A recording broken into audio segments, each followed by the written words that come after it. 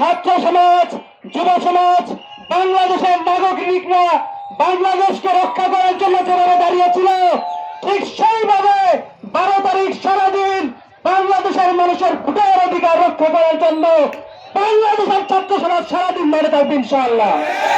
সংগ্রামী ভাইয়েরা, আমাদেরকে বিভিন্ন জায়গা থেকে হুমকি দেওয়া হচ্ছে, আমরা গুলি দিয়ে, বুলেট দিয়ে, বোমাবাজি করে ছাত্র শিবিরকে থামানো যাবে না ইনশাআল্লাহ। ছাত্র শিবির 17 বছর পালন করেছে। ছাত্র শিবির বেশি আসা কোনো সংগঠনের নাম নয়। ছাত্র শিবির গত 16 বছর জীবন দিয়েছে। রাজপথে সবচেয়ে বেশি ভূমিকা পালন করেছে ইসলামী ছাত্র শিবির। অতএব ছাত্র শিবিরকে যারা ভয় দেখাতে চায় তারা বুকার স্বর্গে বাস করছে। আপনারা সাবধান হয়ে যান, চাঁদাবাজি করবেন না। ইনশাআল্লাহ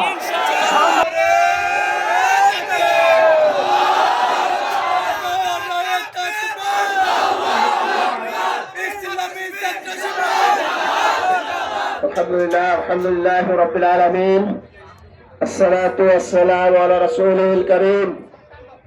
বাংলাদেশ ইসলামিক ছাত্র শিবির ঢাকা ক্যান্টনমেন্ট শাখা কর্তৃক আয়োজিত আজকে এই মিছিলের উপস্থিত সম্মানিত ক্যান্টনমেন্ট ছাত্র শিবিরের সংগ্রামী সভাপতি, উপস্থিত মহানগরীর সম্মানিত সেক্রেটারি সহ এই মিছিলে অংশগ্রহণকারী শিবিরের সকল দায়িত্ব সহ এবং অন্যান্য ছাত্র জনতা, আসসালামু আলাইকুম ওয়া রাহমাতুল্লাহ।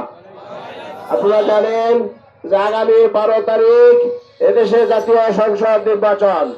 আমাদের ক্যান্টনমেন্ট তথা 17 আসনের সম্মানিত জামাত মনোনীত প্রার্থী তথা 11 দলীয় মনোনীত প্রার্থী ডাক্তার এস.এম. খালেদুজ্জামান, এই খালেদুজ্জামানকে ওনার বিজয়ের জন্য আমরা সকলে সমবেত চেষ্টা করব।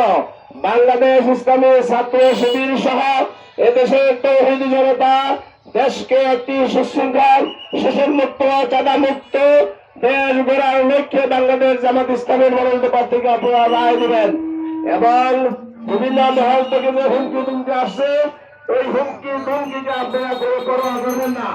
বাংলাদেশ ইসলামী ছাত্র শিবির এবং জামাত ইসলামী একসাথে দেশের আপনাদের জনতাকে নিয়ে এদেশের সকল ষড়যন্ত্রকে রুখে দেবে ইনশাআল্লাহ। কোনো তাবেদারি, কোনো তাবেদারকে দেশে ঠাঁই দেওয়া হবে না। এদেশকে একটি শোষণমুক্ত, সুশৃঙ্খল এবং বিশ্বের দরবারে উন্নত রাষ্ট্রে পরিণত করে বাংলাদেশকে আমরা ধ্বংস হবো ইনশাআল্লাহ। আপনাদেরকে এই মিছিলে অংশগ্রহণ করে সকল দায়িত্ব সবাইকে আন্তরিক ধন্যবাদ জানাচ্ছি এবং আমাদের কার্যক্রম চালাচ্ছি। সবাইকে ধন্যবাদ জানাচ্ছি। আসসালামু আলাইকুম ওয়া রাহমাতুল্লাহি ওয়া বারাকাতুহু।